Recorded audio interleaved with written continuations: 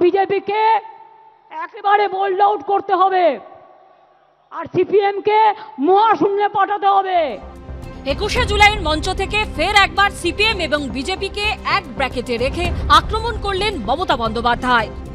BJP হটাও, CPM হটাও। এই মহিলাকে, তার বর্বর দলকে উপড়ে ফেলতে হবে। আগামী বছর রাজ্যে বিধানসভা ভোট, তার আগে সোমবার 21-এর মঞ্চ থেকে 26-এর মহারণের রোডম্যাপ তৈরি করে দিলেন মমতা বন্দ্যোপাধ্যায়। আগামী দিন দেখা হবে, খেলা তো আবার হবে। এই খেলা একদিকে বাংলা ভাষার সম্মান রক্ষা করার খেলা, অন্যদিকে সব ভাষাকে ভালোবাসা রক্ষার খেলা। খেলায় কিন্তু বোল্ড আউট করতে হবে, একেবারে ছক্কা মারতে হবে। কি খেলোয়াড়রা রাজি তো? এবারে ছক্কা মারতে হবে আর বিজেপিকে একেবারে বোল্ড আউট করতে হবে আর সিপিএমকে মহাশূন্যে পাঠাতে হবে। মনে রাখবেন, এ লড়াই বাঁচার লড়াই। খেলা বলে মনে করি না, আমরা মনে করি এটা একটা কর্মসূচির পাল্টার একটা কর্মসূচি, একটা মতাদর্শের সঙ্গে আরেকটা মতাদর্শ বা একটা চলার পথের সঙ্গে আরেকটা চলার পথের একটা প্রতিযোগিতা। এটা খেলা নয়।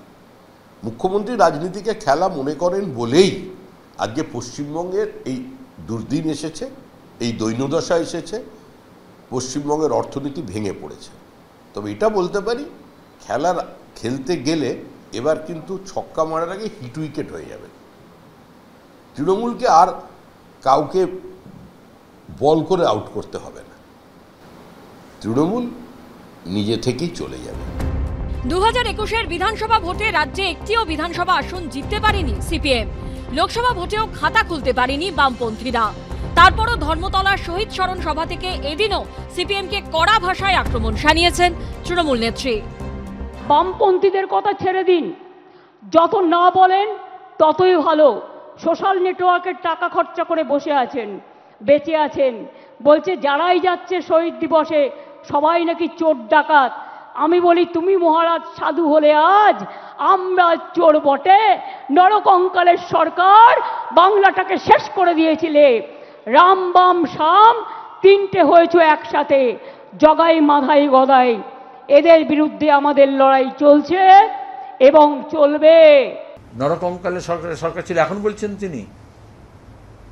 উনি তো জয় মা কালী বলে প্রায় মোটামুটি নরমুণ্ডের মালা অদৃশ্য পরে ঘুরে বেড়াচ্ছেন। প্রতিদিন তৃণমূলের অনেক নরমুণ্ড আছে তার মালার মধ্যে। কদিন আগে তৃণমূলকে খুন করেছে সাঁইথিয়ায়, তার আগে ইসলামপুরে, তার আগে মালদায়। কালীঘাটের আর শান্তিনিকেতনের আলমারি খুললে অনেক স্কেলিটন বেরিয়ে আসবে। ভোট এগিয়ে আসছে আর তরজাও সপ্তমে উঠছে। সুদীপ্ত আচার্য, বিজেন্দ্র সিংহ ও অরিত্রিক ভট্টাচার্যের রিপোর্ট, এবিপি আনন্দ।